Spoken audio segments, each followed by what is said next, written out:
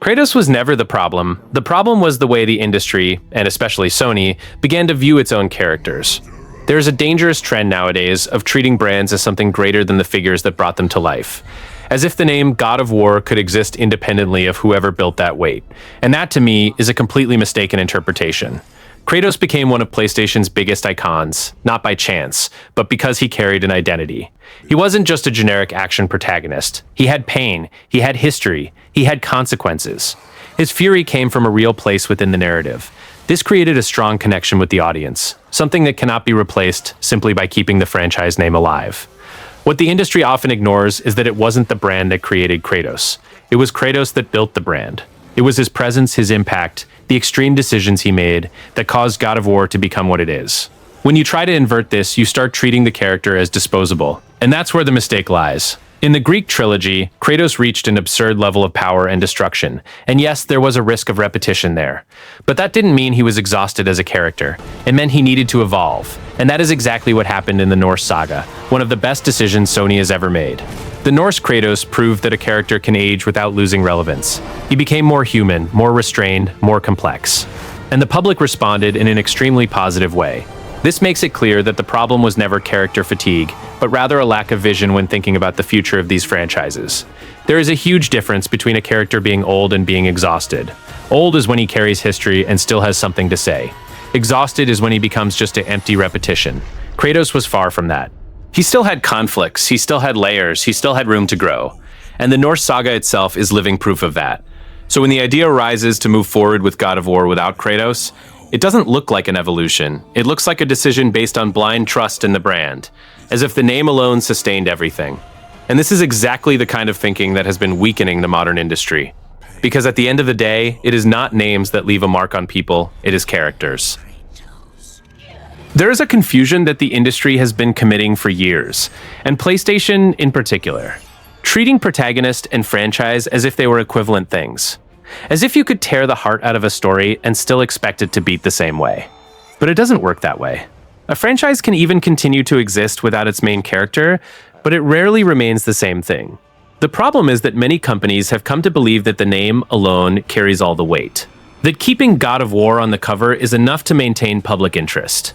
Except that this completely ignores what made that name relevant in the first place. It wasn't the generic concept of gods, nor the combat style. It was Kratos. And this goes far beyond God of War. The public does not connect with cold brands. It connects with people, with journeys, with conflicts. It is much easier to remember a character than a logo. Because characters have faces, they have voices, they have history. They evolve, they make mistakes, they carry scars. And that is what creates a bond. Kratos did not become an icon because he was inside a strong franchise. The franchise became strong because he existed there, with a presence impossible to ignore. His pain, his anger, and later his attempt at redemption, all of this made people want to keep following that story. It wasn't just about the world, it was about him within that world. When the industry ignores this, it starts making decisions that seem safe on paper, but empty in practice. Swapping characters, changing focuses, reinventing without understanding what actually sustained public interest. And then arises this idea that the name is enough, that the brand is bigger than any individual figure. Except, it doesn't work that way for the audience. For a lot of people, God of War is not just a mythological universe with intense combat. It is Kratos' story. It is his journey, from the brutal beginning to the attempt to be someone better.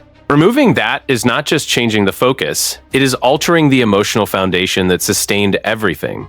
And when PlayStation buys into this logic, it shows that perhaps it is looking more at the commercial value of the brand than at what actually built that value.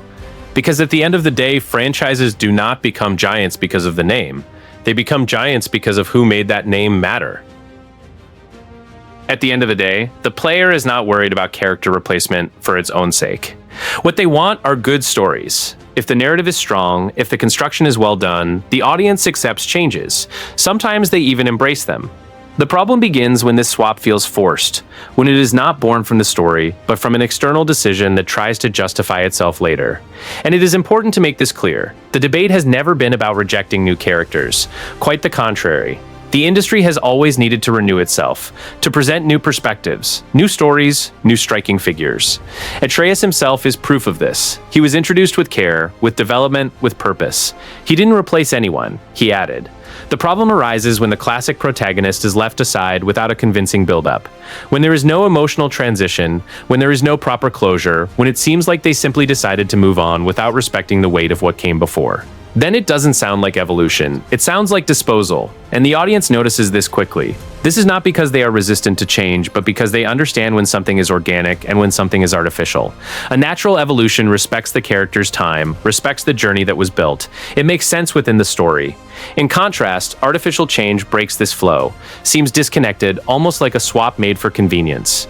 Kratos, in the Norse saga, was going through exactly a process of natural evolution. He wasn't being prepared to disappear, he was being deepened. Every dialogue, every internal conflict, every interaction with Atreus showed that there was still a lot there to explore. There was no sign of exhaustion, there was expansion. When you interrupt this process without a solid foundation, you create noise. The player begins to question not only the decision, but the intention behind it. It looks less like a creative choice and more like an attempt to reposition the franchise, as if the character had become an obstacle, when, in reality, he was still the main reason for interest. And that is where the central difference lies. Evolution is when the story naturally takes you to a new path. Forced replacement is when this path appears out of nowhere, and you have to accept it because the franchise name remains the same. And the public might even follow along out of curiosity, but they will hardly feel the same connection. If there is one thing that God of War Ragnarök made clear, it is that the problem was never Kratos. Quite the contrary. The game was a huge success, both in sales and reception. And this didn't happen despite Kratos, it happened in large part because of him. Ragnarök not only maintained public interest, but further elevated the emotional involvement with the character. His journey there didn't seem tired, nor repetitive. It felt like the pinnacle of a construction that had been worked on for years. It was a character at his narrative peak, not at the end of the line. And this completely dismantles the idea that he needed to be set aside. When a character can still sustain a strong story, still generate discussion, still move the community, still sell millions of copies, how can he be viewed as a problem? Kratos remains one of the franchise's biggest draws. His presence is not just symbolic, it is essential. He is not a detail within God of War. He is the emotional foundation that keeps everything cohesive. You can expand the universe, you can bring in new characters, but taking him out of the center completely changes the identity of the experience. And then comes a question that, to me, is inevitable. Why abandon something that clearly still works? It is not a matter of fear of change, it is a matter of coherence. If something is still delivering results, both creatively and commercially, the decision to remove it needs to be very well justified. Because when there is no clear justification, the impression left is different. It looks less like a planned evolution and more like an attempt to reinvent out of obligation, or even due to a wrong reading of what the audience wants, as if they were trying to fix something that was never broken. And perhaps this is the most worrying point of all. When success is not enough to keep a character relevant within the very franchise he built, then the discussion stops being about creativity and starts being about how the industry is misinterpreting what actually makes a game work. What draws the most attention in this whole situation is the feeling that Sony might be misinterpreting its own audience. Because player feedback is never something simple, direct, or uniform. It comes in layers, in contexts, and especially at specific moments. And when you read this superficially, the conclusions can be completely wrong. Today, many decisions in the industry are guided by metrics, engagement, retention, behavioral analysis. Except numbers do not tell the whole story. They show the what, but rarely explain the why. And that is where the danger lies. You can see a drop at some point and assume that the problem is the character, when in reality, it could be rhythm, structure, pacing, or even temporary saturation. Kratos, over the years, certainly received criticism. This is natural for any character that crosses generations. But there is a huge difference between specific criticisms and actual rejection. Complaining about an aspect of the narrative or a specific moment does not mean the public wants to see that character disappear. And this kind of confusion happens all the time. The industry takes a specific piece of feedback and turns it into a general trend. It amplifies a localized dissatisfaction as if it were a collective fatigue. And then it starts making decisions based on a distorted reading of reality. In the case of God of War, there was never a strong movement saying that Kratos needed to leave. On the contrary, What was seen most was people discussing his evolution, praising the depth, wanting to see how far that new phase could go. This is not a sign of rejection, it is a sign of emotional investment. When a company cannot separate these things, it runs the risk of solving a problem that does not exist. And worse, ending up creating a new problem in the process. Because by trying to correct something that the public never asked to change, you break precisely what was working. In the end, this shows how interpreting feedback is much more about sensitivity than about data volume. It is not enough to listen to the public, it is necessary to understand what they are actually saying. Because when this reading fails, big decisions start to be based on wrong premises. And that is exactly where the biggest stumbles begin. Not every universe needs a new protagonist, and I feel the industry has forgotten this in the midst of this obsession with expanding franchises. There is this idea that to keep something alive, you need to change the main face, as if this would automatically renew interest. But not every story was made for that. Some are simply born and function around a specific figure. God of War has always been one of those franchises. It's not just about mythology, combat, or epic scale. It's about Kratos. It's the way he views that world, how he reacts, how he carries the weight of his own choices. Removing this from the equation is not just changing the protagonist. It is changing the essence of the experience. The industry tries to sell the idea that the universe is bigger than the character, but that is not always true. In many cases, the universe is only interesting because there is a character guiding all of it. Without that anchor, what is left might even be technically competent, but it loses identity. And when it loses identity, it becomes just another game in the midst of so many others. There are franchises that manage to change protagonists because that swap is already part of their DNA. But God of War was never built that way. It has always been intimate, focused, personal. Even in the grandest moments, everything revolved around Kratos and his journey. It wasn't an open stage for any character to take over. And you can see this when we compare it to other series where the protagonist is practically inseparable from the brand. Try to imagine an Uncharted without Nathan Drake, a The Last of Us without Ellie, or even a Metal Gear without Snake. It's not that it's impossible, but it stops being what made people care from the beginning. Kratos fits exactly into this group. He is not just another character within the God of War universe, he is the reason why this universe matters. It was through him that we met the gods, the conflicts, the tragedies. It was through him that everything gained emotional weight. Replacing this is not a simple change of direction, it is a rupture. In the end, this insistence on changing protagonists seems much more like a decision based on strategy than on narrative. And that's where the problem comes in. When the industry, and even Sony itself, start treating characters as replaceable parts, they forget the main thing. It is these characters that make us care. Without that, the name may continue, but the impact won't. Not your boss, Frank. The current market lives a clear obsession. Take any franchise that worked out and turn it into an empire. It's no longer enough to have a good game. It needs to become a spin-off, a Netflix series, a movie, a comic book, a mobile spin-off game. The logic has completely changed. Before, success came from the quality of the story. Now, often, it comes from the capacity to stretch that story as much as possible. This is not exclusive to gaming. We see this in practically the entire entertainment industry. A franchise succeeds, and immediately the question begins, how do we turn this into a universe? And the problem is that an expanded universe is not synonymous with quality. It is just synonymous with more product. When this happens to a franchise like God of War, the risk is massive. Because God of War was never built as an open universe, full of interchangeable characters. It was built around a central figure with a very specific journey. Trying to force this expansion is to ignore what made it work from the start. And then comes the obsession with spin-offs and derivatives. The idea that if the public liked the world, they will like anything within it. Except that is rarely true. The public does not connect only with scenery or lore. They connect with whoever guides that journey. Removing this central figure to make room for the universe usually weakens rather than strengthens. Series, movies, spin-off games, all of this may have commercial value. But when it becomes the primary goal, creativity takes a backseat. Instead of asking, what story is worth telling here? The question becomes, how many products can we get out of this? And it is exactly this type of thinking that puts characters like Kratos at risk. Because deep down, the decision to remove Kratos from God of War is not born from a narrative need.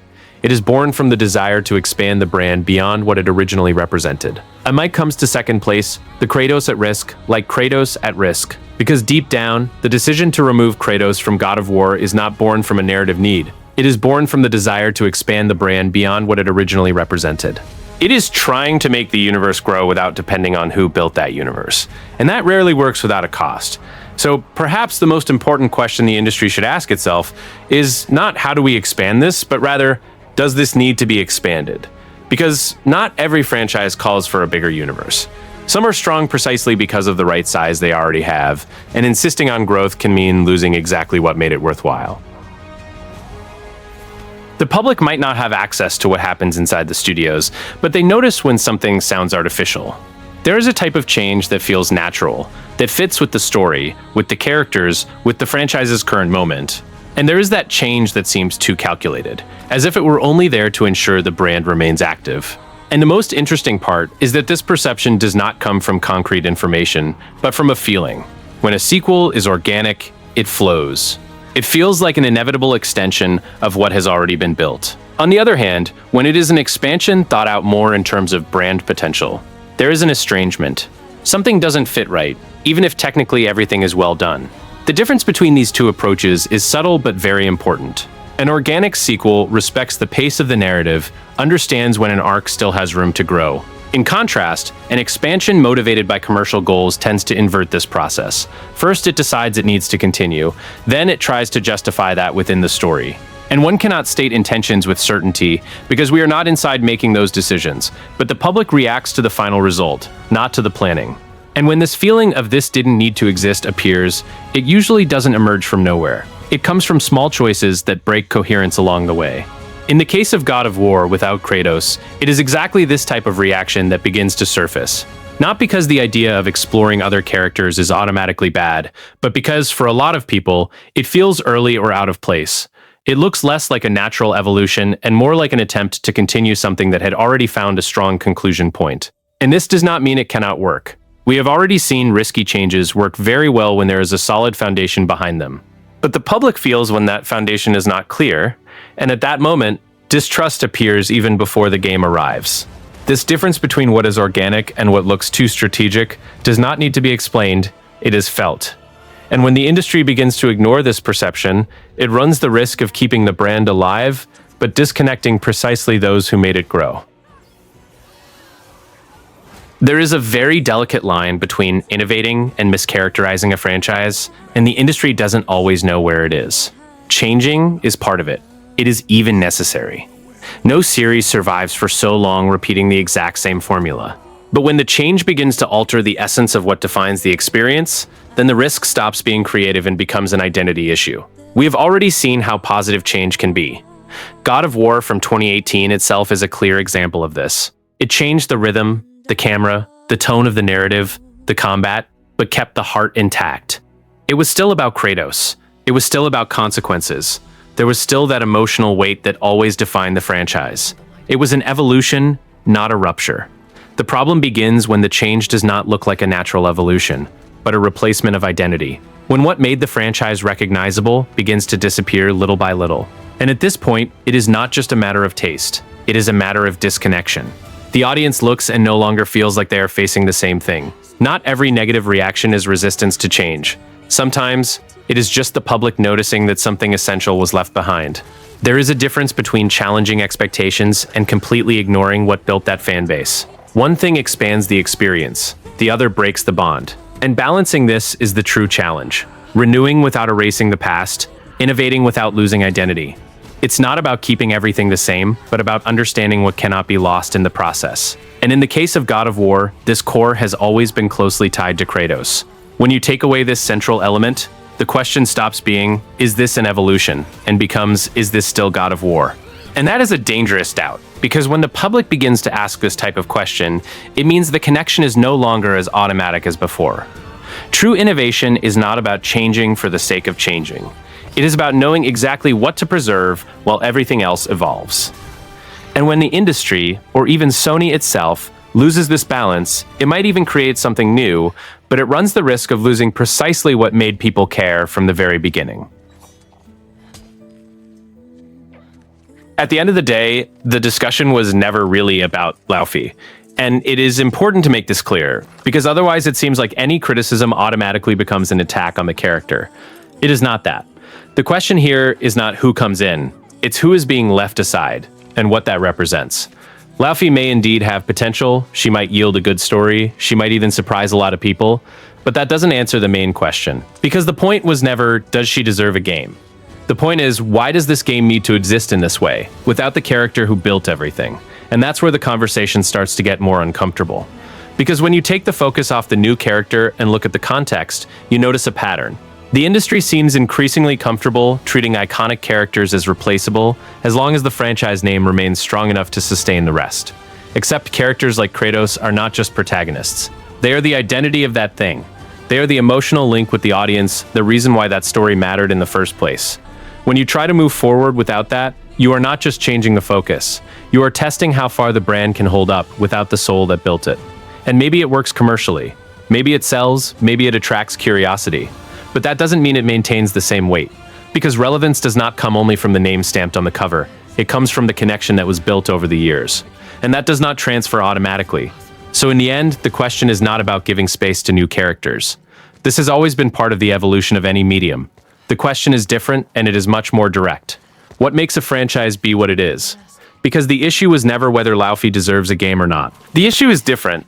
Why do so many companies seem to believe that a legendary character can be replaced simply because the brand remains famous?